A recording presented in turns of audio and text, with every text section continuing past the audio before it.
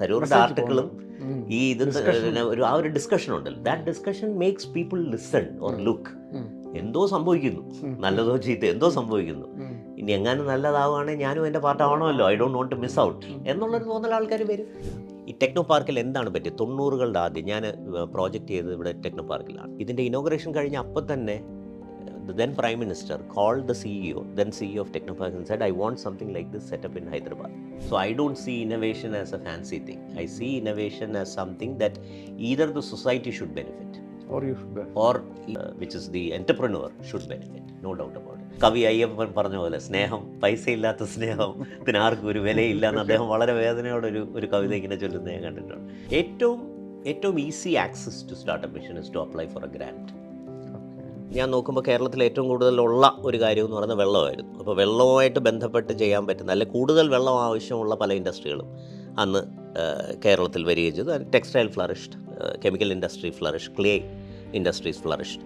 നമുക്കൊരു നോളജ് എക്കോണമിയിലേക്ക് കോൺട്രിബ്യൂട്ട് ചെയ്യാനുള്ള എല്ലാ സാധ്യതകളും കേരളത്തിൽ ഉണ്ട്. Be kind to the other person. ഒരാളൊരു കാര്യം ചെയ്യാൻ ശ്രമിക്കുന്നു, അവനൊന്ന് പതറിപ്പോയാൽ അവനെ അടച്ച് അങ്ങ് തേച്ചൊട്ടിക്കാതെ നമ്മൾ കുറച്ചുകൂടി അയാളോട് സഹാനുഭൂതിയോടെ പെരുമാറുക. കേരളത്തിൽ വ്യവസായങ്ങളും സ്റ്റാർട്ടപ്പുകളും ഒന്നും നടക്കില്ല എന്നൊരു തിയറി നമ്മുടെ നാട്ടിൽ നമ്മൾ തന്നെ പ്രചരിപ്പിച്ചു വരുന്ന ഒരു കാര്യമാണ്. പക്ഷേ നമ്മൾ ചരിത്രത്തിൽ നോക്കിയാൽ കേരളത്തിൻ്റെ ഏകദേശം 70 വർഷത്തെ ചരിത്രത്തിൽ വ്യവസായങ്ങൾ വളരുകയും തളരുകയും ചെയ്യുന്ന ഒരു ചരിത്രം കൂടി നമുക്കുണ്ട്. നമ്മളിപ്പം 2025 നിൽക്കുമ്പോൾ ഇപ്പം നമ്മൾ കാണുന്നത് ഏതൊക്കെ തരത്തിലുള്ള നെഗറ്റീവ് ക്യാമ്പയിൻ നടക്കുമ്പോഴും കേരളത്തിലെ ചെറുപ്പക്കാർ വട്ടം കൂടിയിരിക്കുകയും അവർ ആശയങ്ങളെക്കുറിച്ച് ചർച്ച ചെയ്യുകയും അത് പലപ്പോഴും പ്രോഡക്റ്റുകളും സർവീസുകളുമായിട്ടും വരുന്നതിനെക്കുറിച്ചും അതിൻ്റെ നമ്മളിതുവരെ കാണാത്ത ചില ലക്ഷണങ്ങൾ കേരളത്തിൽ മുഴുവൻ കണ്ടു തുടങ്ങുകയും ചെയ്യുന്നുണ്ട്. ഇത് നമുക്ക് എത്രത്തോളം സസ്റ്റെയിൻ ചെയ്യാൻ വേണ്ടി പറ്റും? നമ്മൾ എന്തായിരിക്കും ഒരു അടുത്ത 10 വർഷത്തിനുള്ളിൽ കാണാൻ വേണ്ടി പോകുന്നത്? ഇതിന് സർക്കാർ എന്താണ് ചെയ്തുകൊണ്ടിരിക്കുന്നത്? ഇത്തരം കാര്യങ്ങളെക്കുറിച്ചൊക്കെയാണ് നമ്മൾ സംസാരിക്കുന്നത്.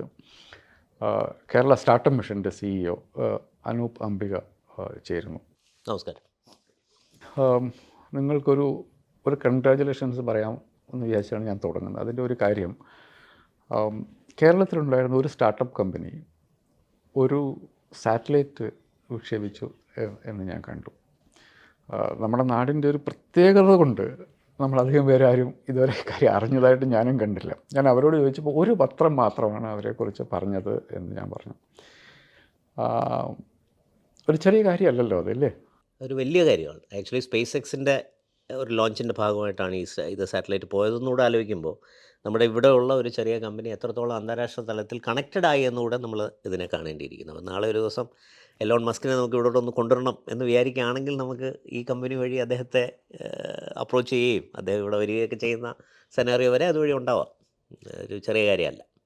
ഇതെന്താണ് ഇത് എന്തിനൊരു സിമ്പിളാണോ? നമുക്കിത് എൻ്റെ ഒരു പ്രശ്നം എന്ന് വെച്ചിട്ടുണ്ടെങ്കിലും നമ്മൾ കേരളത്തിൻ്റെ ഒരു ചരിത്രം എന്ന് വെച്ചിട്ടുണ്ടെങ്കിൽ നമ്മൾ ഇന്ത്യയിലെ ഇപ്പം FACT തുടങ്ങുന്നത് രാജഭരണകാലത്ത് ബർമ്മയിലൊരു ക്ഷാമമുണ്ടായാൽ എന്തിനാണ് എൻ്റെ നാട്ടിലെ മനുഷ്യർ പട്ടിണി കിടക്കുന്നത് എന്ന് മഹാരാജാവ് ചിന്തിച്ചതിൻ്റെ ഫലമായിട്ടാണ് FACT തുടങ്ങിയതെന്ന് പണ്ട് ഞാൻ വായിച്ചിട്ടുണ്ട്. കേരളത്തിൽ ധാരാളം വ്യവസായശാലകളുണ്ടായിരുന്നു. 57 കമ്മ്യൂണിസ്റ്റ് സർക്കാർ വലിയ തോതിൽ വ്യവസായവൽക്കരണത്തിന് ശ്രമിച്ചു. പിന്നെ നമ്മൾ കാണുന്നത് കെൽട്രോൺ വരുന്നത്, ഇന്ത്യയിൽ ഇലക്ട്രോണിക്സ് ഇൻഡസ്ട്രി വരുന്നതിന് മുമ്പ് തന്നെ കെൽട്രോൺ വന്നു. ഇന്ത്യയിലെ ആദ്യത്തെ ടെക്നോ പാർക്കിൽ ഇരുന്നാണ് നമ്മൾ സംസാരിക്കുന്നത്. എന്ന് വെച്ചാൽ നമ്മുടെ ഗ്രാഫ് ഇടയ്ക്കിടയ്ക്ക് വളരെ സ്പീഡിൽ ഷൂട്ട് ചെയ്യും, പിന്നെ ഒന്നും കാണാണ്ട് പോവുകയും ചെയ്യുന്നുണ്ട്. അതിനുശേഷം നമ്മൾ 2010, 12, 14 സമയത്ത് സ്റ്റാർട്ടപ്പുകളുടെ ഒരു പുഷ്കല കാലമുണ്ടായിരുന്നു. പക്ഷേ അത് നമുക്ക് സസ്റ്റെയിൻ, ഞാൻ പലപ്പോഴും ശ്രദ്ധിച്ചിട്ടുള്ള കാര്യം, നമുക്ക് ഈ എനർജി, ഈ ട്രാക്ഷൻ സസ്റ്റെയിൻ ചെയ്യാൻ പറ്റാതെ പോകുന്നു എന്നുള്ളതുണ്ട്. നിങ്ങളുടെ ഒരു നോട്ടത്തിൽ എന്താണത്? It's right observation. ഞാൻ അതിൽ നിന്ന് കുറച്ചുകൂടെ പുറകോട്ട് ചിന്തിക്കാം. മേ ബി നമ്മളിതൊരു ഡിസ്കഷൻ പോലെ മുന്നോട്ട് കൊണ്ടുപോകാം നമുക്കിതിൽ. ചിലപ്പോൾ ഞാൻ പറയുന്ന കാര്യങ്ങൾ ശരിയായിക്കൊള്ളുന്നില്ല. എൻ്റെ ഒരു തീസിസ് വെച്ചിട്ട് ഈ പണ്ട് കാലത്ത്, അതായത് ഈ പോർച്ചുഗീസുകാരൊക്കെ ഇവിടെ വന്ന ആ ഒരു സമയത്ത് മേളിൽ നിന്നുള്ള ഇൻവേഷൻ വലിയ കാര്യമായിട്ട് നമുക്ക് ഒരിക്കലും നേരിടേണ്ടി വന്നിട്ടില്ല കേരളത്തിന്. ഈ വെസ്റ്റേൺ ഗാർഡ്സൊക്കെ ഇങ്ങനെ ഒരു കോട്ട പോലെ ഇങ്ങനെ നിൽക്കുന്നതുകൊണ്ട് അതൊക്കെ കടന്ന പാമ്പുകളും കാടും എല്ലാം കൂടെ കടന്ന് ഇങ്ങോട്ട് വരാൻ, മേളിൽ നിന്ന് വരാൻ ഇച്ചിരി ബുദ്ധിമുട്ടുണ്ടായിരുന്നു. പക്ഷേ താഴെ നിന്നുള്ള അധിനിവേശം വന്നു. പക്ഷേ ആ അധിനിവേശത്തിൻ്റെ ഭാഗമായിട്ട് നമ്മൾ 2 ട്രെൻഡുകൾ നമുക്കുണ്ടായി എന്നാണ് ഞാൻ വിചാരിക്കുന്നത്. ഒന്ന്, കച്ചവടം ചെയ്യാനുള്ളൊരു ഒരു കഴിവ്. ഒരുപാട് ഇപ്പോൾ ഈ പോർട്ടുകൾ, ഇപ്പോൾ മുസിരിസ് ആയാലും കൊച്ചി ആയാലും പിന്നെ ഇവിടെ വിഴിഞ്ഞമായാലും കോഴിക്കോടായാലും ഇങ്ങനെയുള്ള പല സ്ഥലങ്ങളിലും തുറമുഖങ്ങൾ, കൊച്ചു കൊച്ചു തുറമുഖങ്ങൾ ഉണ്ടാവുകയും അതിൻ്റെ ഭാഗമായിട്ട് ട്രേഡ് ഉണ്ടാവുകയും അതിൻ്റെ ഭാഗമായിട്ട് ബിസിനസ് DNA കേരളത്തിൽ അന്ന് നിലവിൽ നിന്നിരുന്നു എന്ന് തന്നെയാണ് ഞാൻ വിശ്വസിക്കുന്നത്. ഏതോ ഒരു ഘട്ടത്തിൽ ബ്രിട്ടീഷ് അധിനിവേശം ഒരല്പം സ്ട്രോങ് ആവുകയും രാജാക്കന്മാർ പോലും ബ്രിട്ടീഷുകാർ പറയുന്നത് കേൾക്കേണ്ട ഒരു രീതിയിലേക്ക് മാറുകയും ചെയ്തപ്പോൾ ജനങ്ങളെ ഒരു ഗ്ലോറിഫൈഡ് ക്ലർക്കുകളോ അല്ലെ അറ്റൻഡന്റുമാരോ ആക്കുന്ന രീതിയിലേക്ക് നമ്മുടെ സമൂഹം മാറി മറിഞ്ഞു. നമ്മുടെ ആ ബിസിനസ് DNA ഉണ്ടായിരുന്ന കുറച്ച് കാര്യങ്ങൾ നമ്മുടെ ഇതിൽ നിന്ന് അങ്ങ് പോവുകയും ഒരു തരത്തിൽ ഒരു മാനസികമായ അടിമത്തത്തിലേക്ക് നമ്മൾ കടന്നു വരികയും ചെയ്തു. അത് കഴിഞ്ഞാണ് നമുക്ക് സ്വാതന്ത്ര്യം കിട്ടുന്നതും നമ്മൾ ആദ്യത്തെ മന്ത്രിസഭ അധികാരത്തിൽ വരുന്നതും. അപ്പോൾ ഇൻഡസ്ട്രിയലൈസേഷൻ്റെ ഒരു സാധ്യതകൾ അല്ലെങ്കിൽ അതിൻ്റെ ആവശ്യകതയെപ്പറ്റി അന്നുണ്ടായിരുന്ന വിഷണറികളായിട്ടുള്ള നേതാക്കന്മാർക്ക് നല്ല ധാരണയുണ്ടായിരുന്നു. അപ്പോൾ അവരത് ആദ്യം ചെയ്ത കാര്യങ്ങളിലൊന്ന് ഇത്തരത്തിലുള്ള ഇൻഡസ്ട്രീസിനെ കൊണ്ടുവരിക എന്നുള്ളതാണ്. അപ്പോൾ ഇൻഡസ്ട്രീസ് വന്നു പല രീതിയിൽ. അപ്പോൾ ഞാൻ നോക്കുമ്പോൾ കേരളത്തിൽ ഏറ്റവും കൂടുതലുള്ള ഒരു കാര്യം എന്ന് പറയുന്നത് വെള്ളമായിരുന്നു. അപ്പോൾ വെള്ളവുമായിട്ട് ബന്ധപ്പെട്ട് ചെയ്യാൻ പറ്റുന്ന അല്ലെങ്കിൽ കൂടുതൽ വെള്ളം ആവശ്യമുള്ള പല ഇൻഡസ്ട്രികളും അന്ന് കേരളത്തിൽ വരികയും ചെയ്തു. Textile flourished, chemical industry flourish, clay industries flourished, knowledge industries എന്ന് പറയുന്ന ഒരു സാധനം അന്നില്ല. അന്ന് കൂടുതലും ഈ മാനുഫാക്ചറിങ് തന്നെയാണ്. Food probably to a certain extent flourished. അപ്പോൾ ഇതെല്ലാം കഴിഞ്ഞിട്ട് നമ്മൾ തൊഴിലാളികൾ അവരുടെ അവകാശങ്ങളെക്കുറിച്ച് ബോധവാന്മാരാകുകയും പതുക്കെ നമ്മളുടെ വേതനം കൂടിക്കൊണ്ടിരിക്കുകയും ചെയ്തു.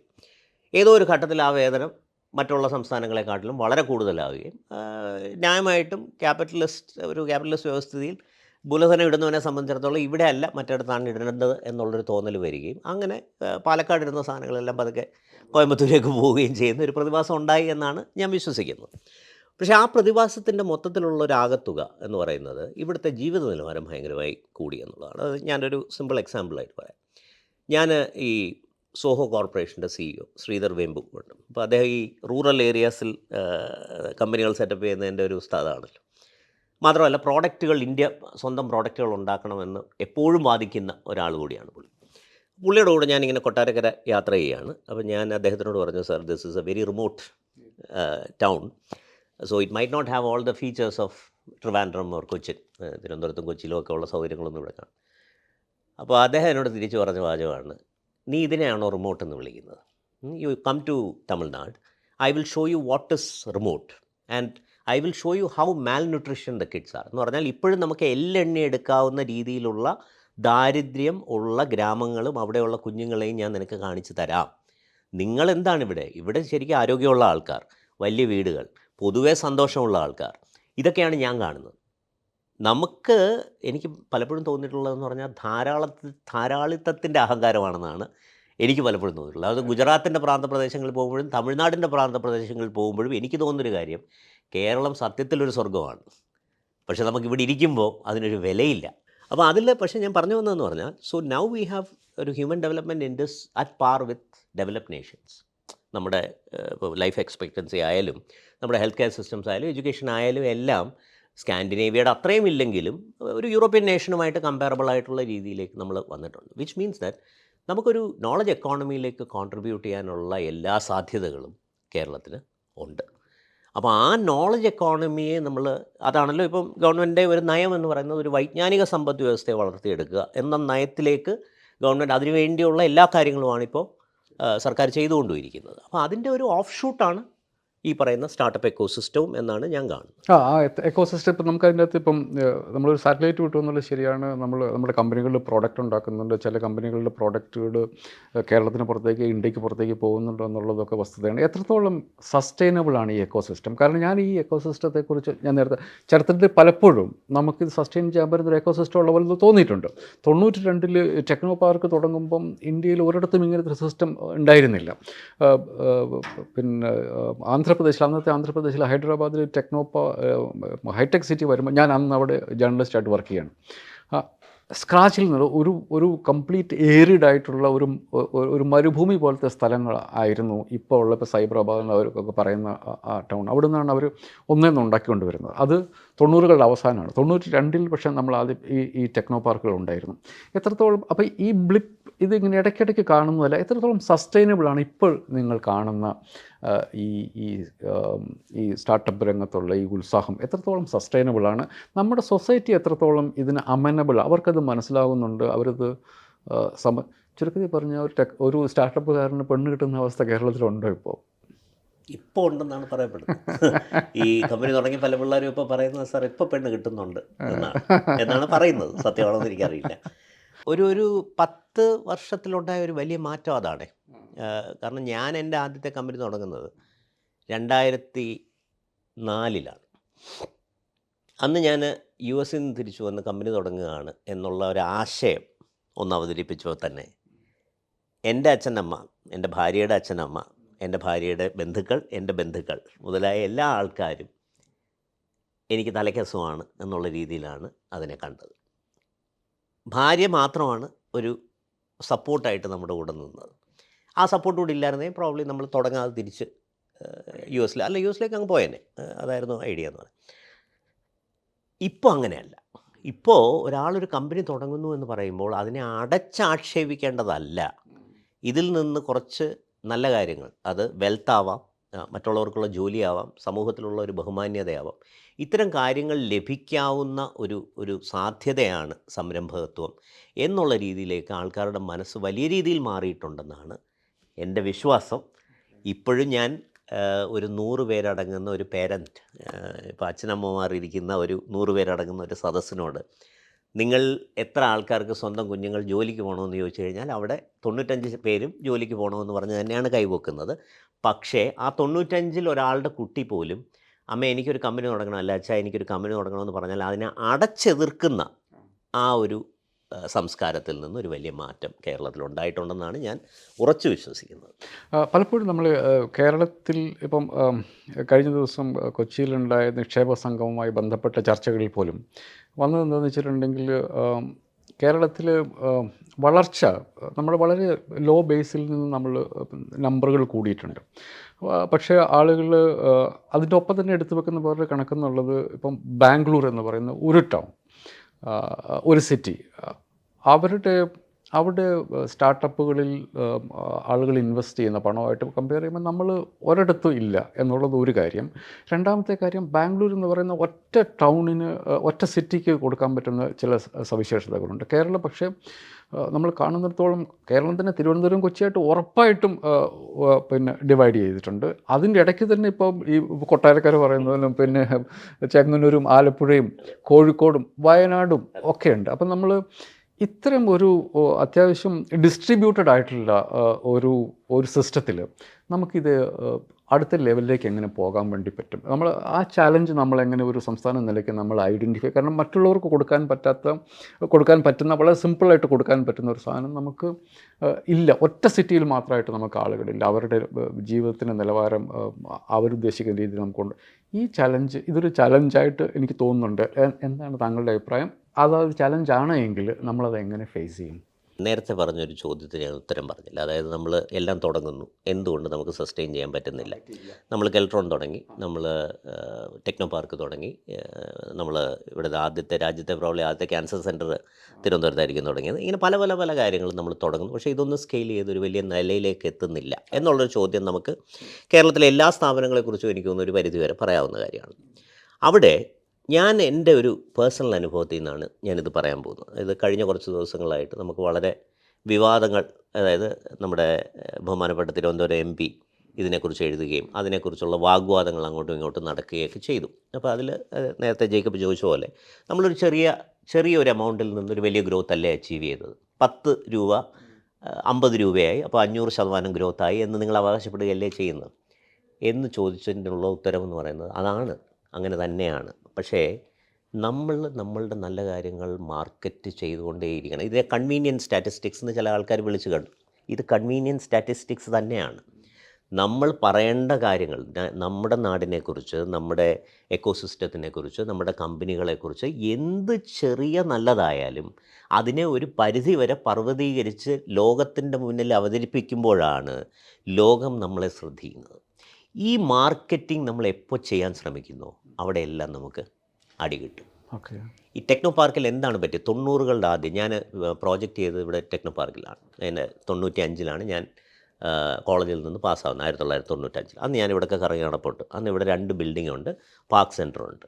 നിളയുടെ പണി എനിക്ക് തോന്നുന്നു അപ്പോഴും തുടങ്ങിയിട്ടില്ല, തുടങ്ങാൻ പോകുന്നേ ഉള്ളൂ. ഈ ഭവാനിയൊക്കെ ഇരിക്കുന്ന സ്ഥലത്ത് അന്നൊരു കുന്നുണ്ട്, അതിൻ്റെ മണ്ടയ്ക്ക് ഒരു ചായക്കടയുണ്ട്. ഇത്രയാണ് ടെക്നോ പാർക്ക് എന്ന് പറയുന്നത്. അതിൽ നിന്ന് ടെക്നോ പാർക്ക് വാസ്, ഈ PV നരസിംഹ ഒരു കഥ ഞാൻ കേട്ടിട്ടുണ്ട് വിജയരാഘവ സാറിൻ്റെ ബുക്കിൽ. ഇതിൻ്റെ ഇനോഗ്രേഷൻ കഴിഞ്ഞ് അപ്പം തന്നെ the then Prime Minister called the then CEO of Technopark and said, I want something like this set up in Hyderabad. നമ്മൾ എന്തുകൊണ്ടാണ് എവിടെയാണ് നമ്മൾ മിസ്സായത്? മാർക്കറ്റിങ്ങിലാണ് നമ്മൾ മിസ്സായതെന്ന് ഞാൻ പറയും. കാരണം പണ്ടെൻ്റെ ഒരു വിചാരം എന്ന് പറഞ്ഞാൽ ബാംഗ്ലൂരെ ക്ലൈമറ്റ് ഒരു വലിയ ഫാക്ടറായിരുന്നു. കാരണം ബാംഗ്ലൂർ നമുക്ക് വൈകുന്നേരം എയർപോർട്ടിൽ ചെന്ന് ഇറങ്ങുമ്പോഴത്തേക്കും ആ ഒരു തണുപ്പ് ഫീൽ ചെയ്യും. So somebody from California will feel that same climate, it's home എന്ന് തോന്നാം. ഹൈദരാബാദിൽ ആ തണുപ്പൊന്നും ഇല്ലല്ലോ, ചെന്നൈയിൽ ആ തണുപ്പൊന്നും ഇല്ലല്ലോ. നമ്മൾ അതിനെക്കാട്ടിലും എന്തുകൊണ്ടും മനോഹരമാണ് കേരളം, യാതൊരു സംശയമില്ലാത്ത കാര്യമാണ്.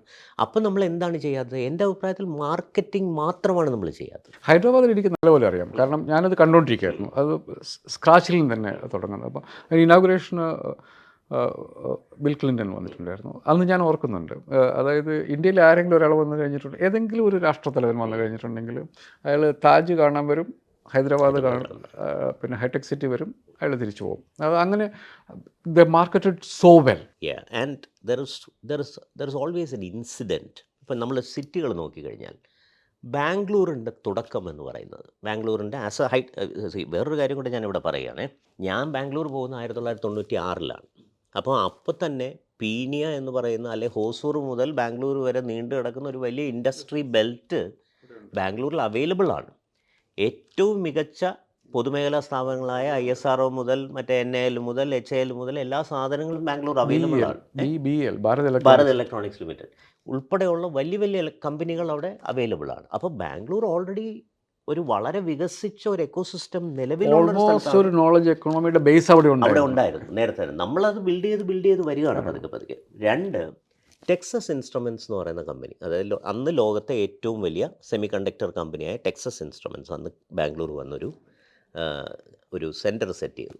അത് എന്തുകൊണ്ട് ചെയ്തു എന്ന് എനിക്കറിയില്ല. ഞാനത് സത്യത്തിൽ അതൊരു കേസ് സ്റ്റഡിയാണ് എന്തുകൊണ്ട് ചെയ്തു എന്നുള്ളത്.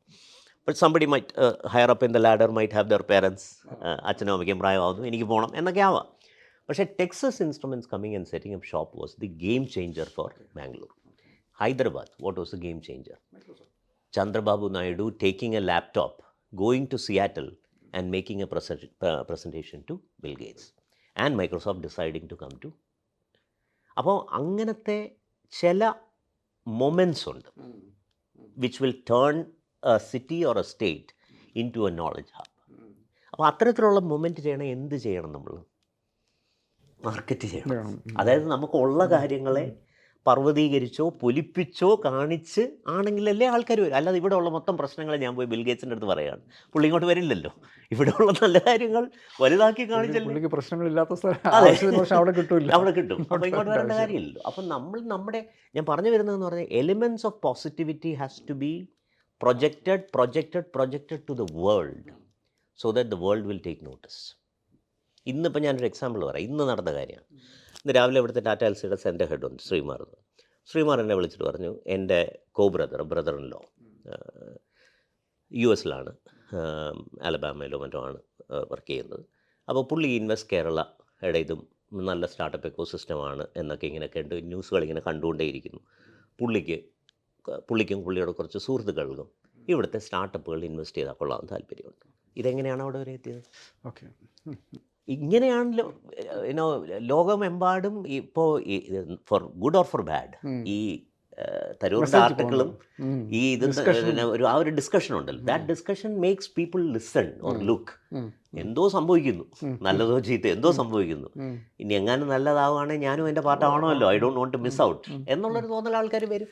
എനിക്ക് തോന്നുന്നു ഈ നിക്ഷേപ സംഗമം അതിൻ്റെ ഒരു കോൺട്രിബ്യൂട്ടറി ഫാക്ടർ ആയിട്ടുണ്ടാവും ഇല്ലേ? നമ്മളുടെ ഒരു വലിയ VC വെഞ്ചർ ക്യാപിറ്റൽ ഫണ്ടുകളും ബേസിൽ അവരെല്ലാവരും മിക്കവാറും പേര് ബാംഗ്ലൂരോ അല്ലെ ബോംബെയിലോ ബേസ്ഡ് ഔട്ടാണ്. അവരുടെയൊക്കെ റഡാറിൽ തിരുവനന്തപുരം വന്നു തുടങ്ങിയോ? തിരുവനന്തപുരം എന്നല്ല, കേരളം എന്ന് പറയാം. തിരുവനന്തപുരം, കൊച്ചിയും കോഴിക്കോടും എല്ലാം അടങ്ങുന്ന എവിടെ കമ്പനികളുണ്ടോ, നല്ല കമ്പനികളുണ്ടോ, VCകൾ അവരെ അന്വേഷിച്ച് അവിടെ എത്തിക്കോളും. നമ്മൾ വി സികളില്ലാത്തതിനെക്കുറിച്ച് വറി ചെയ്യേണ്ട. നമ്മൾ വറി ചെയ്യേണ്ട 2 കാര്യങ്ങളാണ് എൻ്റെ അഭിപ്രായത്തിൽ. ഓക്കെ, ഒന്ന്, കൂടുതൽ ആൾക്കാർ കമ്പനികൾ തുടങ്ങുന്നതിലേക്ക് നമ്മൾ എത്തണം. അതൊന്ന്. അതുകൊണ്ടാണ് ഈ നമ്പർ ഗെയിമിൽ നമ്മൾ പിടിക്കുന്നത്. 15,000 സ്റ്റാർട്ടപ്പുകൾ നമുക്ക് തുടങ്ങണം. കാരണം അതിലേക്ക് വരാം. അത് ഒരു നമ്പർ ഗെയിമിൽ പിടിക്കുന്ന അതുകൊണ്ട് കൂടുതൽ ആൾക്കാർ ഇത് തുടങ്ങണം. തുടങ്ങി വിജയിക്കാം, തോൽക്കാം, വീണ്ടും തുടങ്ങാം, ഇതെല്ലാം സംഭവിക്കാം. പക്ഷേ തുടങ്ങണം, ഒന്ന്. 2, കുറച്ചുകൂടി സീരിയസ് ആയിട്ടുള്ള കാര്യങ്ങളിലേക്ക് നമ്മൾ വെഞ്ചർ ഔട്ട് ചെയ്യണം. ഇപ്പം എല്ലാം ഒരു ആപ്പും കൊണ്ടുവരുന്നു, അല്ലെങ്കിൽ നമുക്കൊരു മൊബൈൽ ആപ്പ് ഉണ്ടാക്കാം, അതിനൊരു മൊബൈൽ ആപ്പ്, അങ്ങനെയല്ല. നമുക്ക് 125ഓളം റിസർച്ച് ഇൻസ്റ്റിറ്റ്യൂട്ടുകൾ ഇവിടെ ഉണ്ട്. അതിനെ ട്രാൻസ്ലേറ്റ് ചെയ്ത് പ്രോഡക്റ്റ് ആക്കിയതിൻ്റെ ഏറ്റവും വലിയ എക്സാമ്പിളാണ് ടെറോമോ പെൻറ്റോൾ. ശ്രീത്രയിൽ നിന്നുള്ള ഒരു മെറ്റീരിയൽ സയൻസ് ടെക്നോളജി എടുത്ത് അതിൽ നിന്ന് ബ്ലഡ് ബാഗ് ഉണ്ടാക്കി ടെറുമോ പോലുള്ള ഒരു ജാപ്പനീസ് കമ്പനി വന്ന് അതിനെ അക്വയർ ചെയ്യാന്ന് പറഞ്ഞാൽ ഇറ്റ്സ് ആബ്സല്യൂട്ട് ക്വാളിറ്റി. അപ്പോൾ ബാലഗോപാൽ സാർ അന്ന് അത് ചെയ്തു. അപ്പോൾ അത്തരത്തിലുള്ള തീസിസുകൾ നമ്മുടെ മുന്നിലുണ്ട്. യൂബറിൻ്റെ കോഡ് വർക്കല വന്നിരുന്നാണ് അയാൾ എഴുതിയെന്നുള്ളതും ഒരു സത്യമായിട്ട് നമ്മുടെ മുന്നിൽ നിൽക്കുന്നു. അപ്പോൾ അത്തരത്തിലുള്ള കാര്യങ്ങളെ പ്രൊഡ്യൂസ് ചെയ്യാൻ കേരളത്തിനൊരു ഒരു ക്രിയേറ്റീവ് സ്ട്രക്ചർ കേരളത്തിലുണ്ട്. ആ സ്ട്രക്ചറിനെ ഉപയോഗിച്ച് കുറച്ചുകൂടി സീരിയസ് ആയിട്ടുള്ള കാര്യം, ഒരു പുതിയ മരുന്ന്, അല്ലെങ്കിൽ ഒരു പുതിയ തരം പ്ലെയിൻ, അല്ലെങ്കിൽ ഒരു പുതിയ എയർ ടാക്സി, ഈ രീതിയിലേക്ക് ചിന്തിക്കാൻ നമ്മൾ കുട്ടികളെ മോട്ടിവേറ്റ് ചെയ്യുന്നില്ല എന്നാണ് എൻ്റെ ഒരു ടേക്ക്. പക്ഷേ നേരെ മറിച്ച് US പോകുമ്പോഴോ അല്ലെ ബാംഗ്ലൂർ പോകുമ്പോഴോ അവർ കുറച്ചുകൂടെ മോട്ടിവേറ്റഡ് ആവുന്നു. Because they see this action, it is happening. ഒരു സൊസൈറ്റി എന്ന നിലയ്ക്ക് നമ്മൾ എന്ത് ചെയ്യണം ഇതിന് വേണ്ടിയിട്ട്? എക്സാക്ട്ലി. ഇതിൽ ബേസിക്കലി കൈൻഡ് ആവുക എന്നുള്ളതാണ് എന്ന് ഞാൻ എപ്പോഴും പറയുന്നത്. You be kind to the other person. ഒരാളൊരു കാര്യം ചെയ്യാൻ ശ്രമിക്കുന്നു, അവനൊന്ന് പതറിപ്പോയാൽ അവനെ അടച്ച് അങ്ങ് തേച്ചൊട്ടിക്കാതെ നമ്മൾ കുറച്ചുകൂടി അയാളോട് സഹാനുഭൂതിയോടെ പെരുമാറുക. എല്ലാ കാര്യങ്ങളും വിജയിക്കത്തില്ല ജീവിതത്തിൽ. അല്ല, നമ്മുടെ റിലേഷൻഷിപ്സ് ആയാലും ഫ്രണ്ട്ഷിപ്സ് ആയാലും എന്താണ് വിജയിക്കുന്നത്? ഹെൽത്ത് ആയാലും എല്ലാം 100% കറക്റ്റ് ആയിരിക്കും? ഒരിക്കലുമല്ല. എല്ലാത്തിലും അതിൻ്റെ അപ്സ് ആൻഡ് ഡൗൺസ് ഉണ്ട്. എന്ന് പറയുന്നതിൽ ഇച്ചിരി കൂടിയ ലെവലിലാണ് സ്റ്റാർട്ടപ്പുകളും കച്ചവടവും എന്ന് പറയുന്നത്.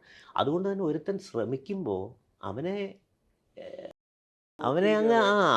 ഒരു പതനം കാത്തിരിക്കരുത്. നമ്മൾ അവനെ ഒന്ന് പ്രൊമോട്ട് ചെയ്യാൻ നോക്കുക. അവൻ ചിലപ്പോൾ വിജയിക്കും, ചിലപ്പം വിജയിക്കാതിരിക്കും. ഇതൊക്കെ എൻ്റെ പാർട്ട് ആൻഡ് പാഴ്സലാണെന്ന്. ഇതിനകത്ത് ഒരു പ്രശ്നം ഞാൻ നോക്കി, ഇപ്പോൾ ഉള്ളത് ഒരു എക്സ്യൂബറൻസിലേക്കും ഒരു യൂഫോറിയയിലേക്ക് പോകുന്നുണ്ടോ? ആവശ്യത്തിൽ കൂടുതൽ ഒരു ഹൈപ്പിലേക്ക് വരുന്നുണ്ടോ കേരളത്തിലെ ഈ സ്റ്റാർട്ടപ്പ്?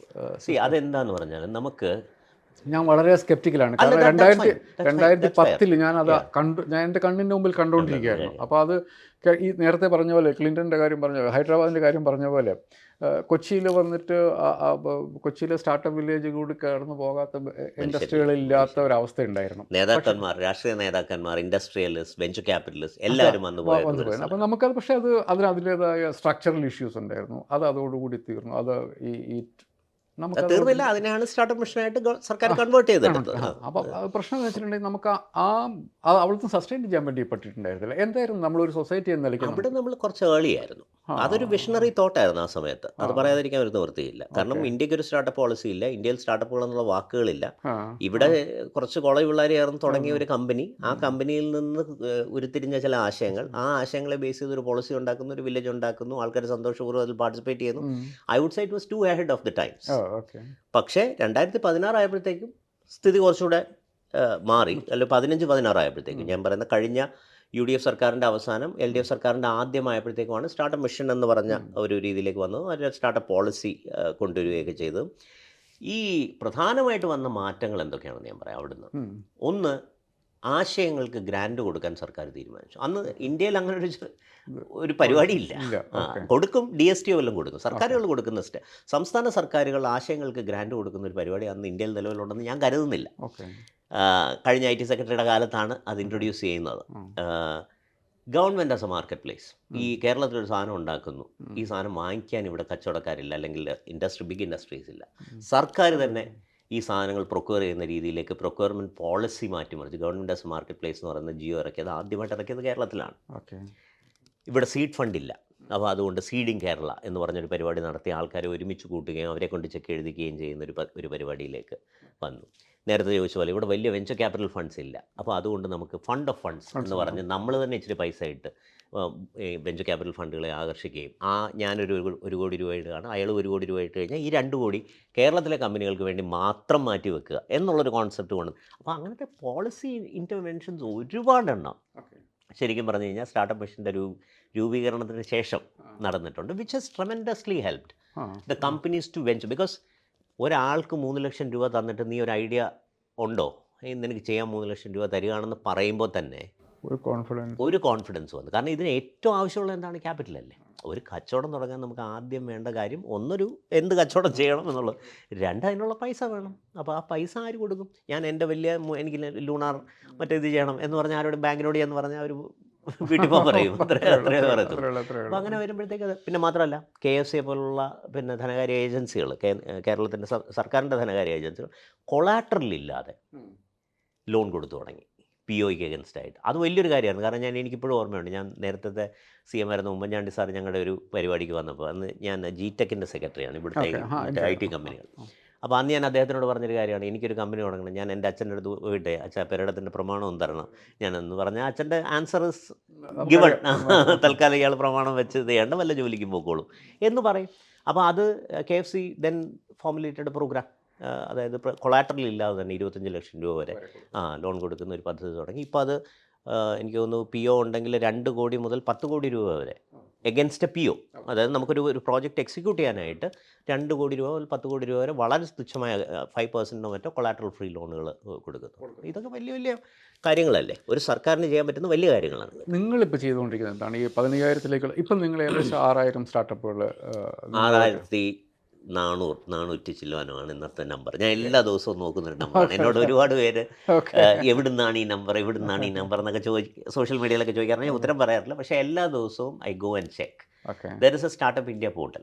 അപ്പം നമ്മുടെ എൻ്റെ പ്രൊഡ്യൂസർ ആയിരുന്ന ഡോക്ടർ സജി ഗോപിനാഥ് വളരെ ബുദ്ധിപൂർവ്വം ചെയ്ത ഒരു അൽഗോരിതമാണ്. അതായത് DPIIT അല്ലെങ്കിൽ സ്റ്റാർട്ടപ്പ് ഇന്ത്യ ഒരു കമ്പനിയെ സ്റ്റാർട്ടപ്പായിട്ട് റെക്കഗ്നൈസ് ചെയ്തിട്ടുണ്ടെങ്കിൽ then we say that it is A startup. അപ്പോൾ ഞങ്ങളല്ല പറയുന്നത്, യൂണിയൻ ഗവൺമെൻറ് പറയുന്നത് ഇത് സ്റ്റാർട്ടപ്പാണ്, ഞങ്ങൾ അതിനെ അംഗീകരിക്കുന്നു, ഇത്രയേ ഉള്ളൂ. അങ്ങനെ അംഗീകരിച്ചിട്ടുള്ള ഏതാണ്ട് 6,400 പരം, 6,400 അതിലും ഇച്ചിരി മുകളിലാണെന്ന് തോന്നുന്നു, പരം സ്റ്റാർട്ടപ്പുകളാണ് ഇന്ന് ഉള്ളത്. ഇതിൽ എല്ലാം പ്രോഡക്റ്റ് സ്റ്റാർട്ടപ്സ് ആണോ എന്നൊക്കെ ചോദിച്ചാൽ അല്ല. അതിനകത്ത് പ്രോബബ്ലി ഒരു എനിക്ക് തോന്നുന്നു 500-600 പ്രോഡക്റ്റ് സ്റ്റാർട്ടപ്പുകൾ കാണും ഈ മൊത്തം എണ്ണത്തിൽ. ബാക്കിയുള്ളതെല്ലാം നമുക്ക് സത്യം പറഞ്ഞാൽ MSME എന്ന് പറയുന്ന കാറ്റഗറി പെടുത്താവുന്ന ആൾക്കാർ തന്നെയാണ്. പക്ഷേ ഈ 500 കമ്പനികളിലാണ് നമ്മളുടെ പ്രതീക്ഷ. ഇതാണ് വലിയ രീതിയിൽ വെൽത്ത് ക്രിയേറ്റ് ചെയ്യാൻ പറ്റുന്നത്. ഈ 500 കമ്പനികളുടെ ഒരു ബേസിക് ഒരു ക്യാരക്ടർ എന്താണ്? ഇവർ എന്തൊക്കെയാണ് ചെയ്തത്? എല്ലാം ബേസിക്കലി ഇൻഫർമേഷൻ ടെക്നോളജി എനേബിൾഡ് ആയിട്ടുള്ള കമ്പനികളാണോ, അതെയോ അത് ഉപയോഗിച്ച് മറ്റു കാര്യങ്ങൾ ചെയ്യുന്നവരാണോ? ഇപ്പം ഞാൻ കഴിഞ്ഞ ആഴ്ച ഏരിയാസ് ഒന്ന് പറയുകയാണെങ്കിൽ ഞാൻ പറയാം, ഒരു ക്രോസ് സെക്ഷൻ ഞാൻ പറയാം. കഴിഞ്ഞ ആഴ്ച ഇപ്പം മാത്യു ഉമ്മൻ, നമ്മുടെ റിലയൻസിൻ്റെ പ്രസിഡൻറ്റും റിലയൻസ് ജിയോയുടെ CEOയുമാണ്, മലയാളിയാണ്. അദ്ദേഹം ഇൻവെസ്റ്റ് കേരളയ്ക്ക് വന്നതിൻ്റെ അഗൈൻ ഇൻവെസ്റ്റ് കേരള കൊണ്ടുണ്ടാകുന്ന ചില റിപ്പിൾ എഫക്ട്സ് ഞാൻ പറയുകയാണ്. അപ്പം John Mathai sir, the former chief secretary, calls me one day and said that ഇങ്ങനെ മാത്യു വന്നിട്ടുണ്ട്, മാത്യുവിന് ഇവിടുത്തെ സ്റ്റാർട്ടപ്പ് എക്കോസിസ്റ്റമായിട്ടൊന്ന് ബന്ധപ്പെടാം, റിലയൻസിൻ്റെ ഒരു വെഞ്ചർ ക്യാപിറ്റൽ ഫണ്ടുണ്ട്, അവർക്കുമായിട്ട് ഒന്ന് ഇത് ചെയ്യണം. അങ്ങനെ he came and spend I think almost A day, ഒരു 3 മണി വരെ, രാവിലെ വന്ന് 10 മണിക്ക് 11 മണിക്ക് വന്ന് ഒരു 3-3:30 വരെ ഇവിടെ ഇരുന്നു. അപ്പോൾ അന്ന് വന്ന കുറച്ച് സ്റ്റാർട്ടപ്പുകൾ, സോ വി കെയർഫുള്ളി ക്യൂറേറ്റഡ് കുറച്ച് സ്റ്റാർട്ടപ്പുകളെ ഞങ്ങളൊന്ന് ക്യൂറേറ്റ് ചെയ്തു. അന്ന് വന്നതിൽ ഏറ്റവും ആദ്യം ഞാൻ പറഞ്ഞത് നമ്മുടെ നേത്ര സെമി എന്ന് പറഞ്ഞിട്ടൊരു കമ്പനിയാണ്. ഒരു സെമി കണ്ടക്ടർ കമ്പനിയാണ്. തിരുവനന്തപുരത്തു നിന്നൊരു സെമി കണ്ടക്ടർ കമ്പനി, ഈ ഒരു ട്രോള് ഞാൻ കണ്ടു. തിരുവനന്തപുരത്ത് കേരളത്തിൽ സെമി കണ്ടക്ടർ കമ്പനി ഉണ്ട്, മറ്റേ കണ്ടക്ടർ മറ്റേ ഇതുമായിട്ട് നടക്കുന്ന, അതിനകത്ത് സെമി കണ്ടക്ടർ ഉണ്ട്, അതുകൊണ്ട് സെമി കണ്ടക്ടർ. ഇങ്ങനൊന്നും അല്ല, ഇവിടെ ഒരു കമ്പനി ഉണ്ട്, നല്ല കമ്പനി. ഇൻഫാക്ട് അത് എഡ്ജ് AI എന്ന് പറയുന്ന, അതായത് നമ്മുടെ ഈ ഫോണുകളിലും ക്യാമറകളിലും ഒക്കെ ഉപയോഗിക്കാവുന്ന ചിപ്പുകൾ ഡിസൈൻ ചെയ്യുന്ന ഒരു കമ്പനി ട്രസ്റ്റ് പാർക്കിൽ തിരുവനന്തപുരത്തുണ്ട്. ഓൾമോസ്റ്റ് 10 കോടി രൂപ അവർക്ക് ഇപ്പോൾ ഫണ്ടിങ് കിട്ടിയിട്ടുണ്ട്. ഇനി അവരൊരു 2 മില്യൺ അല്ലെങ്കിൽ ഒരു 3 മില്യൺ റൗണ്ടിലേക്ക് അവർ പോകും. TSMC, അതായത് തായ്വാനിലെ ലോകത്തിലെ തന്നെ ഏറ്റവും വലിയ ഫാബിലാണ് അവരത് ടേപ്പ് ഔട്ട് ചെയ്യുന്നത്, ഈ ചിപ്പ് ടേപ്പ് ഔട്ട് ചെയ്യുന്നത്. അപ്പം ചില്ലറക്കാരല്ല അവർ, അയാൾ ഇന്ത്യയിൽ വർക്ക് ചെയ്തതാണ്. അതിൻ്റെ സാൻ ഫ്രാൻസിസ്കോയിലായിരുന്നു, അവിടെ നിന്ന് തിരിച്ചു വന്നാണ് ഇത് ചെയ്യുന്നത്. So they have A good set of people. So we start with semi conductors. ഇപ്പോൾ ഒരു 3-4 നല്ല കമ്പനികൾ സെമി കണ്ടക്ടർ സെക്ടേഴ്സിൽ ഇവിടെ ഉണ്ട്. പിന്നീട് നമ്മുടെ ദേവൻ്റെ കമ്പനി ഫ്യൂസ്ലേജ് ചെയ്യുന്ന അഗ്രികൾച്ചർ, അതായത് മറ്റേ അവരുടെ വാല്യൂ പ്രൊപ്പോസിഷൻ ഇതാണ്. ഇപ്പോൾ ഒരു മാന്തോപ്പ്, ഈ മാന്തോപ്പിൽ ആദ്യമേ കീടത്തിൻ്റെ ആക്രമണം വരുമ്പോൾ തന്നെ നമുക്കതിനെ ഐഡൻറ്റിഫൈ ചെയ്യാൻ കഴിയുകയാണെങ്കിൽ അങ്ങനെ വളരെ ലോക്കലൈസ്ഡ് ആയിട്ടുള്ള ഒരു അഡ്മിനിസ്ട്രേഷൻ മാത്രം ചെയ്താൽ മതി. നമ്മൾ പണ്ട് കണ്ടിട്ടുള്ളതെന്ന് പറഞ്ഞാൽ ഹെലികോപ്റ്റർ വരുന്നു, മറ്റേ എന്തായിരുന്നു എൻ്റെ സാധനം, എൻഡോസൾഫാൻ അടിക്കുന്നു, ഇതാണല്ലോ പണ്ട് നമ്മൾ കണ്ടിട്ടുള്ളൊരു കാര്യം. പക്ഷേ അതിന് പകരം നമ്മൾ ഇതിങ്ങനെ പറഞ്ഞുകൊണ്ടിരിക്കും. എവിടെയെങ്കിലും ഇത് ഉണ്ടെന്നുള്ളത് ഒരു കമ്പ്യൂട്ടർ വിഷൻ വഴി ഡിറ്റക്റ്റ് ചെയ്യും. അവിടെ മാത്രം ലോക്കലൈസ്ഡ് ആയിട്ട് പെസ്റ്റിസൈഡ് അഡ്മിനിസ്റ്റർ ചെയ്യും. അതോടെ അവിടെ കണ്ടെയ്ൻ ചെയ്യും എന്നുള്ളതാണ് നമ്മളുടെ ഇത്. അത് വളരെ ഇമ്പോർട്ടൻ്റ് ആണ്. എന്തുകൊണ്ടാണെന്ന് പറഞ്ഞാൽ വയനാടൊക്കെ പോകുമ്പോൾ നമ്മളോട് കർഷകർ പറയും, അതായത് ഒരു കാരണവും ഇല്ലാതെ ചിലപ്പം ഒരു വലിയ വിളയിലുള്ള കുരുമുളക് മൊത്തം അങ്ങ് നശിച്ചു പോകും. എന്താണ് കാരണമെന്ന് പോലും നമുക്കറിയത്തില്ല.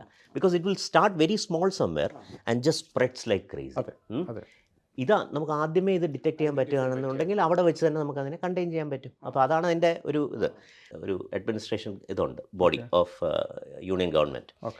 അവർ അപ്രൂവ് ചെയ്തിട്ടുള്ള ആദ്യത്തെ DGCA അത് അപ്രൂവ് ചെയ്തിട്ടുള്ള ആദ്യത്തെ അഗ്രികൾച്ചറൽ ഡ്രോൺ ആണ് ഫ്യൂസ്ലേജ് എന്ന് പറയുന്നത്. ഇന്ത്യയിലെ ആദ്യത്തെ അഗ്രികൾച്ചറൽ ഡ്രോൺ. മറ്റേ ദേവനും ദേവികയും രണ്ടുപേരാണ് അവർ. They making I think around 10 crores in revenue. ഇതാണ് അവരുടെ ഒരു സ്റ്റേജ് എന്ന് പറയുന്നത്. അത് വേറൊരു കാര്യമുണ്ട്, അതിന്റെ ഇമ്പാക്ട് നമ്മുടെ കൃഷിക്കാർക്ക് കൂടെ അഡ്വാൻറ്റേജസ്. അല്ല, അവരിവിടെ മാത്രമല്ല ചെയ്യുന്നത്, കേരളത്തിൽ മാത്രമല്ല, ഉടനീളം ഇന്ത്യയിൽ ഉടനീളം പല സംസ്ഥാനങ്ങളിലും അവരത് ചെയ്യുന്നുണ്ട്. അപ്പോൾ അത് ഇറ്റ് കംസ് ഫ്രം കേരള. മൂന്നാമത് വന്നതെന്ന് പറഞ്ഞാൽ ഓക്സൻസ് ലാബ് എന്ന് പറഞ്ഞിട്ട് അവരെനിക്കൊന്നൊരു റഡാർ ബേസ്ഡ് സെൻസറോ മറ്റുമാണ് ചെയ്യുന്നത്.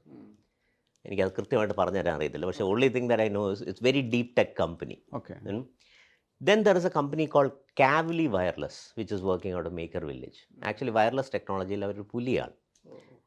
എന്ന് പറഞ്ഞാൽ വളരെ വളരെ സിഗ്നിഫിക്കൻ്റ് ആയിട്ടുള്ള ഇൻവെസ്റ്റേഴ്സും വളരെ സിഗ്നിഫിക്കൻ്റ് ആയിട്ടുള്ള കസ്റ്റമേഴ്സും ഉള്ള ഒരു വയർലെസ് കമ്പനിയാണ് കാവലി വയർലെസ് എന്ന് പറയുന്നത്. ഇതൊന്നും ആരും കേട്ടിട്ട് പോലും ഇല്ലായിരിക്കും സത്യം പറഞ്ഞു കഴിഞ്ഞാൽ. പ്രീ മാജിക് എന്ന് പറഞ്ഞൊരു കമ്പനിയുണ്ട്. നമ്മളിപ്പോൾ ഇപ്പം ഇൻവെസ്റ്റ് കേരളയിൽ പോയിട്ട് നമ്മൾ തിരിച്ചു വരുമ്പോഴത്തേക്ക് നമുക്കൊരു ലിങ്ക് കിട്ടും. ഈ ലിങ്ക് ക്ലിക്ക് ചെയ്താൽ നിങ്ങളുടെ പടങ്ങളെല്ലാം അതിനകത്തുള്ള എല്ലാ പടങ്ങളും ഞാൻ തപ്പിയെടുത്ത് തരും എന്ന് പറയുന്ന അങ്ങനത്തെ ഒരു സിസ്റ്റം ഓടിക്കുന്ന ഒരു കമ്പനിയാണ് പ്രീ മാജിക് എന്ന് പറയുന്നത്.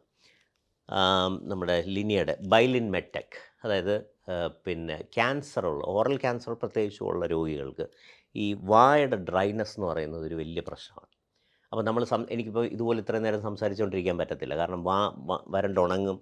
നമുക്ക് ഒരാളോട് സംസാരിക്കുമ്പോഴത്തേക്കും നമ്മുടെ വായ്നാറ്റം കാരണം നമുക്ക് സോഷ്യലി ഒരു ഇൻഹിബിഷൻ ഉണ്ടാവും. ഇങ്ങനെ പല പ്രശ്നം, ഉമിനീരില്ലാതെ വരുമ്പോൾ വായിക്ക് പല പല പ്രശ്നങ്ങളുണ്ടാവും.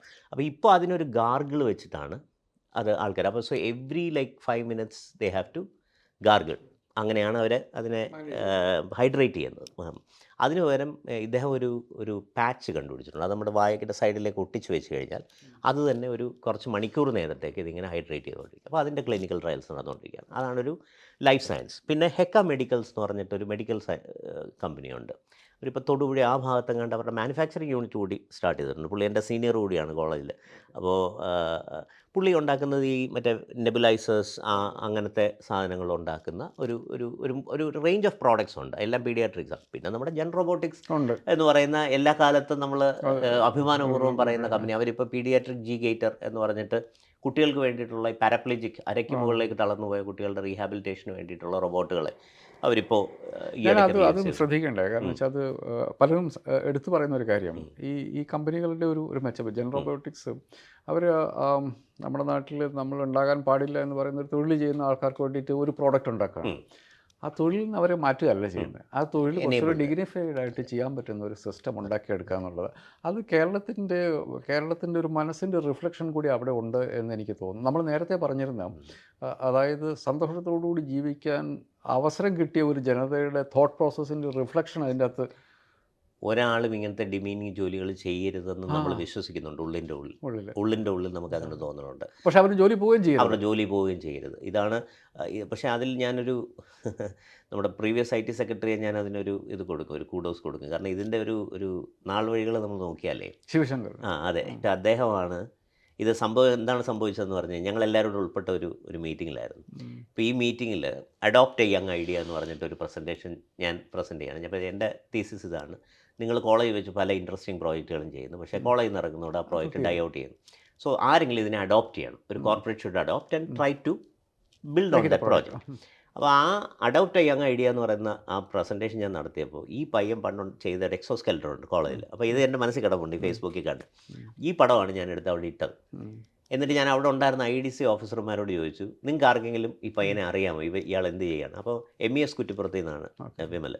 അപ്പോൾ MES കുറ്റിപ്പുറത്തിലെ IDC ഓഫീസർ എണ്ണീറ്റെന്ന് പറഞ്ഞു, സർ ഞങ്ങളുടെ കോളേജിൽ നിന്നാണ് ഈ സാധനം വന്നത്, ഇവൻ ഇപ്പോൾ പല പരീക്ഷണങ്ങൾ നടത്തി ഒന്നും നടക്കാതെ വന്നപ്പോൾ അവൻ ഏതോ ജോലിയിൽ കയറിയിട്ടുണ്ട്, ആളിപ്പോൾ കൊച്ചിയിലുണ്ട് എന്ന് പറഞ്ഞു. ഇത് കേട്ടോണ്ടെന്ന് ശിവശങ്കർ സാർ പറഞ്ഞു, എന്നാൽ പിന്നെ പയ്യനെങ്കിൽ വിളിക്കുക എന്ന് പറഞ്ഞു. അന്നാണ് ഈ നൗഷാദ് മാൻഹോളിൽ വീണ് മരിച്ച് ഒരു സംഭവം നടക്കുന്നതും CMൻ്റെ ഓഫീസിൽ ആരും അതൊരു പരാതിയായിട്ട് അയക്കുകയും ചെയ്തു. അപ്പോൾ ആ പരാതി ഇദ്ദേഹത്തിൻ്റെ മനസ്സിൽ കിടപ്പുണ്ട്. അപ്പോൾ ഈ വിളിച്ചിട്ട് പുള്ളിയോട് ചോദിച്ചു, നിനക്കിത് ചെയ്യാൻ പറ്റുമോ, ഇങ്ങനൊരു പ്രശ്നമുണ്ട്, നിനക്കൊരു റോബോട്ട് ബിൽഡ് ചെയ്യാൻ പറ്റുമോ? അങ്ങനെയാണത് ഇതിൻ്റെ തുടക്കം ഉണ്ടാകുന്നതെന്ന് പറഞ്ഞു കഴിഞ്ഞാൽ. അപ്പം ഇത് ഞാൻ അവരുടെ ഒരു 5th ആനിവേഴ്സറിയോ മറ്റോ വന്നപ്പോൾ ഞാൻ പറയാം, ഈ ബട്ടർഫ്ലൈ എഫക്റ്റ് എന്ന് പറഞ്ഞൊരു സംഭവമുണ്ട്.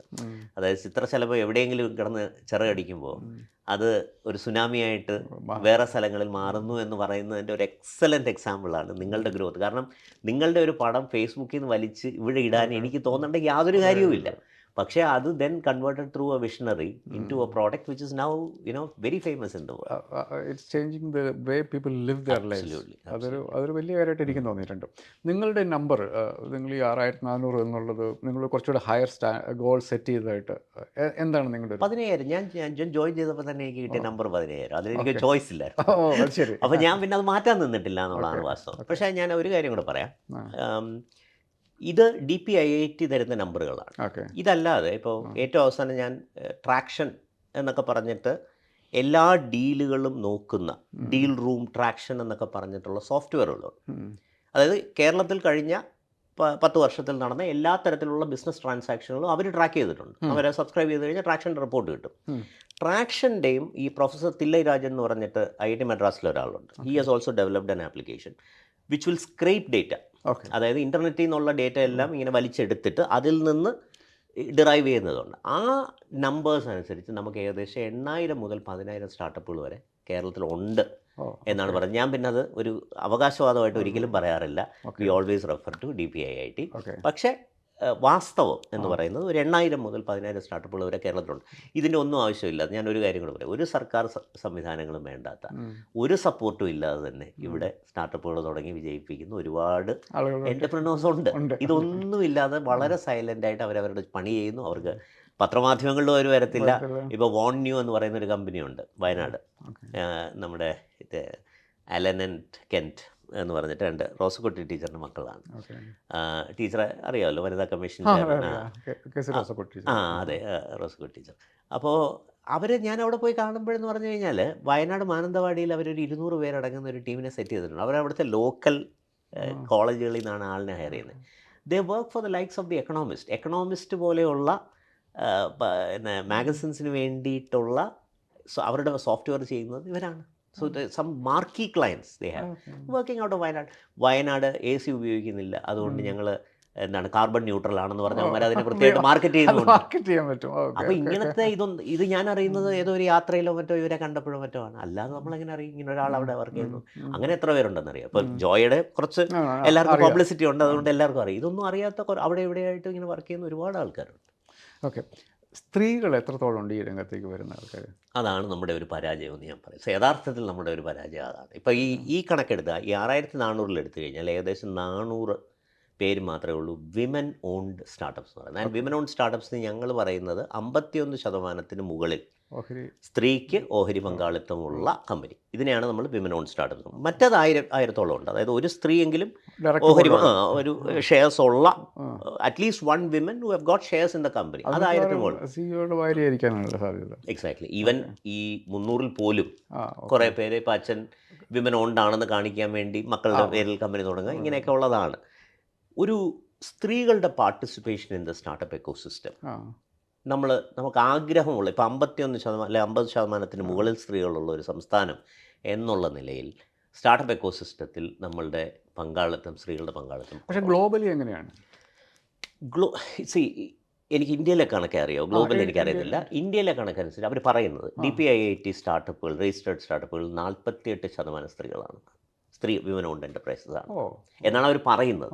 സത്യമാണോന്ന് എനിക്കറിയില്ല. പിന്നെ മാത്രമല്ല, ഞാൻ ഈ വെൻ എന്നൊക്കെ പറഞ്ഞിട്ട് വിമൻ ഓൺടർപ്രനേഴ്സ് നെറ്റ്വർക്ക് എന്നൊക്കെ പറഞ്ഞ് ഉള്ള ഓർഗനൈസേഷൻസ് ഉണ്ട്. അവരുടെയൊക്കെ ഗ്രൂപ്പിൽ പോകുമ്പോൾ ഈ D2C സെക്ടേഴ്സ്, ഈ സ്റ്റാർട്ടപ്പ് അല്ലാതെ മറ്റ് സെക്ടറുകളുണ്ടല്ലോ.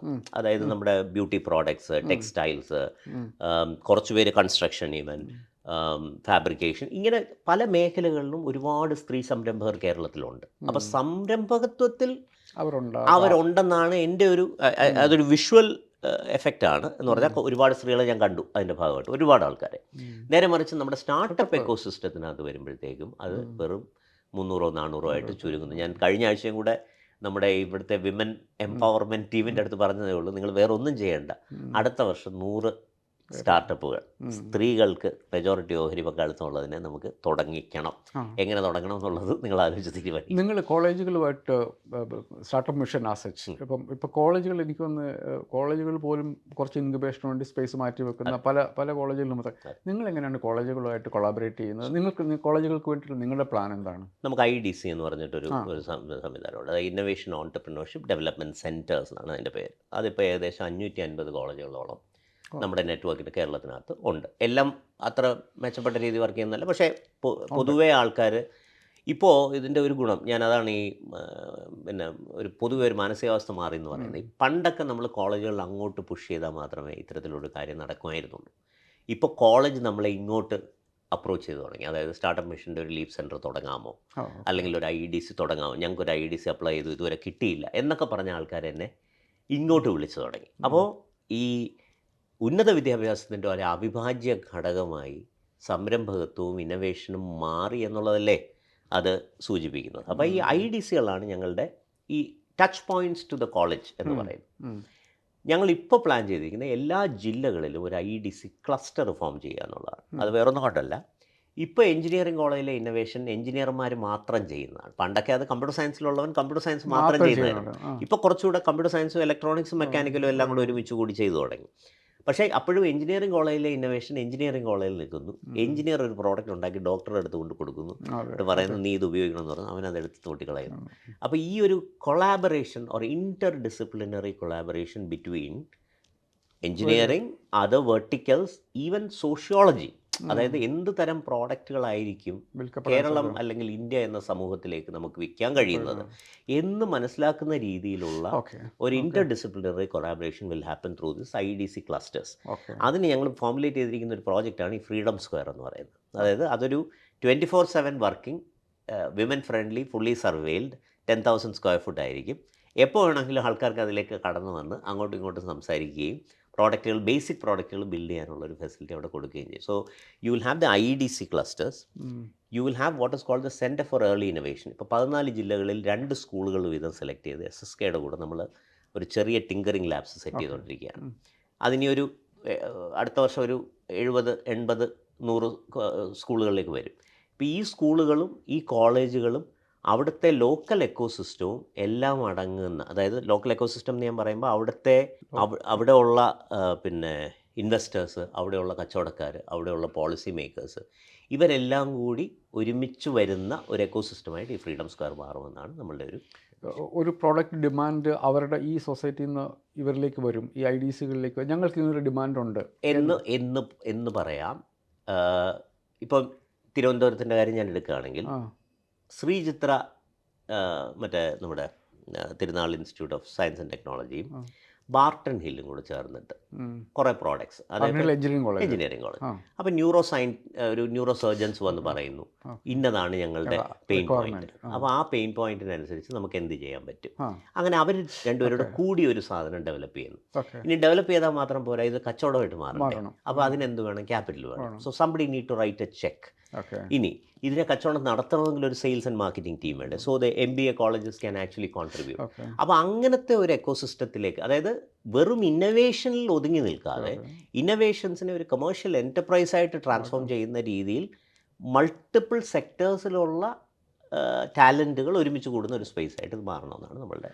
ഇത് ഒരു കാര്യം എനിക്ക് അറിയാനുള്ളത്, ഇപ്പം നമ്മളിപ്പോൾ പല ലെവലിൽ ഇതിൻ്റെ ഒരു ഏർലി ഫേസ് കഴിഞ്ഞിട്ട് ഒരു ഗ്രോത്ത് ഫേസിലേക്ക് വന്ന സ്റ്റാർട്ടപ്പുകളൊക്കെ ഇപ്പം കേരളത്തിലുണ്ടാവില്ലേ?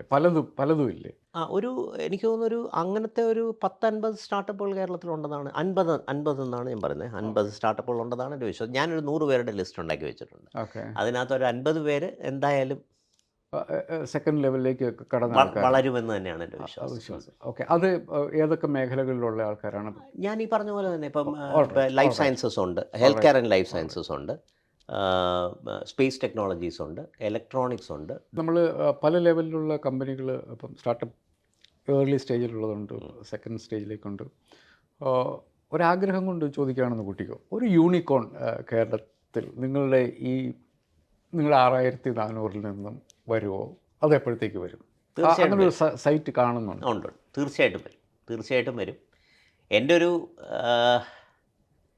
ഒരു ഊഹത്തിൽ അടുത്തൊരു 1 മുതൽ 2 വർഷത്തിൽ ഒരു ട്രൂ ബ്ലൂ ബ്രെഡ് യൂണിക്കോൺ ഉണ്ടാവും തന്നെയാണ് ഇവിടെ നിന്ന് തന്നെ, കേരളത്തിൽ നിന്ന് മലയാളി ഓൺട്രപ്രണേഴ്സ് കേരളത്തിലെ സിസ്റ്റം ഉപയോഗിച്ച് ഇവിടെ തന്നെ വളർന്നു വന്ന കമ്പനികളിൽ ഒരെണ്ണം എങ്കിലും ഈ പറയുന്ന അടുത്ത 1-2 വർഷത്തിനകം ഉണ്ടാകുന്നതാണ്. ഓക്കെ, പ്രതീക്ഷയാണ്, മാറാം, പക്ഷേ എങ്കിൽ പോലും ഉണ്ടാവുന്നത് തന്നെയാണ് എൻ്റെ ഒരു ഉറച്ച പ്രതീക്ഷ. നമ്മൾ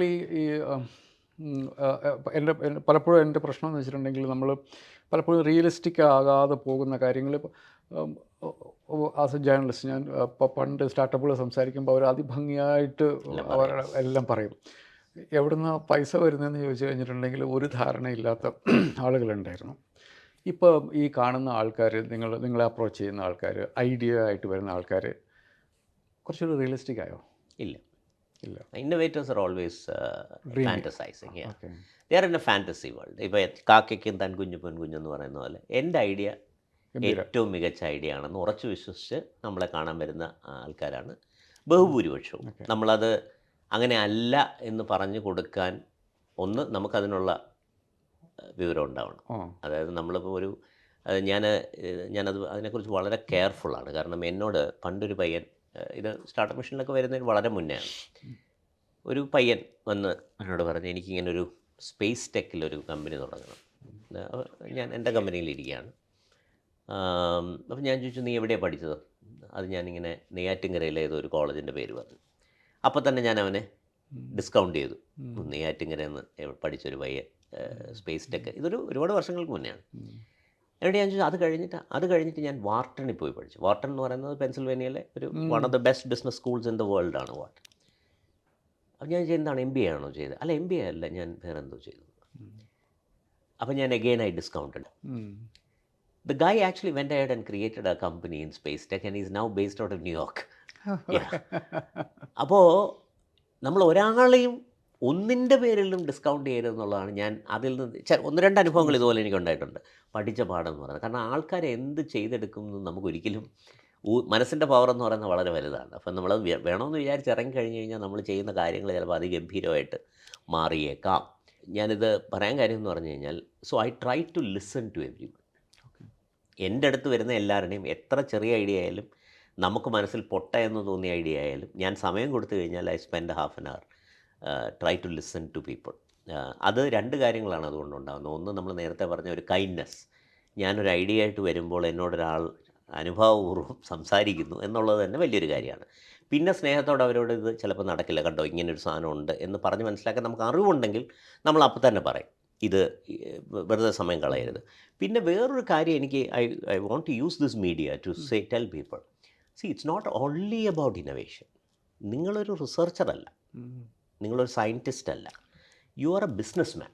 അപ്പോൾ ഇത് എപ്പോഴെങ്കിലും ഇത് വിറ്റ് കാശാക്കി നിങ്ങളുടെ കുടുംബം അതുകൊണ്ട് കഴിയണമെന്നുള്ള ചിന്ത കൂടി നിങ്ങൾക്ക് എപ്പോഴും വേണം. ഇത് തുടങ്ങുന്ന കാലം തൊട്ട് തന്നെ, ചിലപ്പോൾ ആദ്യത്തെ കുറച്ച് കാലം ഒരു R&D ഫേസ് ആയിരിക്കും, പക്ഷേ അത് കഴിഞ്ഞാൽ വളരെ പെട്ടെന്ന് തന്നെ ഒരു ബിസിനസ് മോഡൽ നമ്മൾ ഫോർമുലേറ്റ് ചെയ്തെടുക്കണം. ആ financial literacy is a little on the lower side for Kerala. അത് കേരളത്തിൽ ഇപ്പം നമുക്ക് കുടുംബപരമായിട്ട്, ഇപ്പോൾ ഒരു ഗുജറാത്തി ഫാമിലിയിൽ കാണുന്ന പോലെ വി ഡോണ്ട് ബ്രീത്ത് ബിസിനസ്. അപ്പം നമുക്ക് അങ്ങനെ കണക്കുകൾ കണക്ക് നമ്മുടെ മനസ്സിൽ കൂടെ പോകുന്നില്ല. നമ്മുടെ സ്കൂളുകളിൽ അത്തരത്തിലുള്ള ഫൈനാൻഷ്യൽ ലിറ്ററസി പ്രോഗ്രാംസ് തൊട്ട് കൊടുക്കുന്നുണ്ടെന്നും എനിക്ക് തോന്നുന്നില്ല. ഇപ്പോൾ ഒരു കുട്ടിയെ സംബന്ധിച്ചിടത്തോളം പ്രോഫിറ്റ് ആൻഡ് ലോസ് എന്താണെന്നോ, അല്ലെങ്കിൽ 100 രൂപ കൊടുത്തു കഴിഞ്ഞാൽ അത് എങ്ങനെ ഡിവൈഡ് ചെയ്യണമെന്നോ, എങ്ങനെ സേവ് ചെയ്യണമെന്നോ, ഇങ്ങനെ ഒന്നും നമ്മൾ ആരെയും പഠിപ്പിക്കില്ല. അതൊരു വലിയ ന്യൂനതയായിട്ട്. 2 കാര്യം ഞാൻ ശ്രദ്ധിച്ചു. ഒന്ന് ഫൈനാൻഷ്യൽ ലിറ്ററസി, 2 മാർക്കറ്റിംഗ്. മാർക്കറ്റിംഗ് എന്ന് വെച്ചിട്ടുണ്ടെങ്കിൽ ഒരു പാംഫ്ലെറ്റ് ഉണ്ടാക്കുന്നത് തുടങ്ങി, ഒരു വെബ്സൈറ്റ് ഉണ്ടാക്കുന്നത് തുടങ്ങി നമ്മൾ അടുത്ത വർഷം. നിങ്ങൾ എന്താണ് അതിനകത്ത് ചെയ്യാൻ പറ്റും ഈ ഫൈനാൻഷ്യൽ ലിറ്ററസിയുടെ കാര്യത്തിൽ, അതുപോലെ തന്നെ മാർക്കറ്റിംഗ് സപ്പോർട്ടിൻ്റെ കാര്യത്തിൽ, to make them realistic about the world? നമ്മൾ പഠിപ്പിക്കുക എന്നുള്ളതാണ്. We bring in people who are experts in the field. How do you go to market? How do you raise your funds? What are the things that you need to be worried about when you start a business? ഇത് serious ആയിട്ട് ഇപ്പം നമ്മുടെ startup മിഷൻ്റെ LinkedIn പേജോ അല്ലെങ്കിൽ Facebook പേജോ എടുത്ത് നോക്കിയാൽ എല്ലാ ദിവസവും ഇതുപോലത്തെ എന്തെങ്കിലും ഒരു പ്രോഗ്രാം നടക്കുന്നുണ്ട്. അപ്പോൾ ഈ ആവശ്യത്തിലോ അല്ലെങ്കിൽ അതിലധികമോ പരിപാടികൾ നടക്കുന്നുണ്ട്. ഇത് ഉപയോഗിക്കണമെന്നൊന്നുമില്ല. നമ്മൾ ഒരു കമ്പനി തുടങ്ങാൻ തീരുമാനിക്കും, ഇതൊന്നുമല്ല നമ്മുടെ പ്രശ്നം. നമുക്കൊരു ഐഡിയ വന്നു, ഉടൻ തന്നെ അത് ഇംപ്ലിമെൻ്റ് ചെയ്ത് ലോകത്തിന് കാണിച്ചു കൊടുത്തേ അടങ്ങും. എന്നാൽ ആ കൂട്ടത്തിൽ പഠിക്കേണ്ട കാര്യങ്ങളുണ്ടെന്നുള്ളത് നമ്മൾ ശ്രദ്ധിക്കാറ് പോലും ഇല്ല എന്നുള്ളതാണ് വാസ്തവം. നിങ്ങളുടെ അടുത്ത് വരുമ്പോൾ ആൾക്കാരോട് ഇത് പറയാറുണ്ടോ? ഞാൻ പറയാറുണ്ട്. അതായത് ഇതൊരു കച്ചവടമാണ്. കാരണം എനിക്ക് അതിൻ്റെ അപ്സ് ആൻഡ് ഡൗൺസിൽ കൂടെ ഞാൻ കടന്നു പോയിട്ടുണ്ട്. So I don't see innovation as a fancy thing. I see innovation as something that either the society should benefit or you should benefit, or the innovator or the enterprise which is the entrepreneur should benefit. No doubt about it. നമുക്കൊരു ഭൂകമ്പം predict ചെയ്യാൻ പറ്റി, അല്ലെങ്കിൽ ഒരു land slide predict ചെയ്യാൻ നമ്മുടെ ഒരു system വെച്ച് പറ്റി. അതുവഴിയിൽ ചൂരൽമലയിൽ നമുക്കൊരു 100 പേരുടെ ജീവൻ രക്ഷിക്കാൻ കഴിഞ്ഞു എന്ന് പറയുന്നിടത്ത് the innovation has touched lives of the people.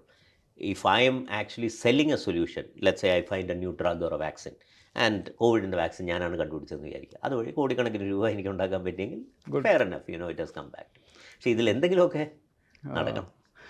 അത് എത്രത്തോളം പെനട്രേറ്റ് നമ്മൾ ഈ കാര്യത്തിൽ ഇത് ഈ അറിവ് അല്ലെങ്കിൽ ഈ ബോധം എന്നൊക്കെ പറയുന്ന സാധനം ഇത് വളരെ പതുക്കെ മാത്രം വരുന്നത്. അത് കുറവായിരിക്കും. പ്രാരാബ്ധം ഉള്ളപ്പോഴാണല്ലോ നമ്മളെപ്പോഴും കാശിനെ കുറിച്ചൊക്കെ. There is A pure form. എൻ്റെ ഒരു ഇതിലെന്ന് പറഞ്ഞു കഴിഞ്ഞാൽ ജീവിതത്തിൻ്റെ ചില കാലഘട്ടങ്ങൾ നമ്മളൊരു പ്യുവർ ആണ്. അതായത് നമ്മൾ പൊതുവേ നന്മ മാത്രമാണ് നമ്മുടെ ലക്ഷ്യം, വലിയ കാര്യങ്ങൾ കണ്ടുപിടിക്കുക, കാശ് നമ്മുടെ ഒരു വിഷയമേ ആവുന്നില്ല എന്നുള്ള അങ്ങനത്തെ കാലഘട്ടങ്ങളുണ്ട്.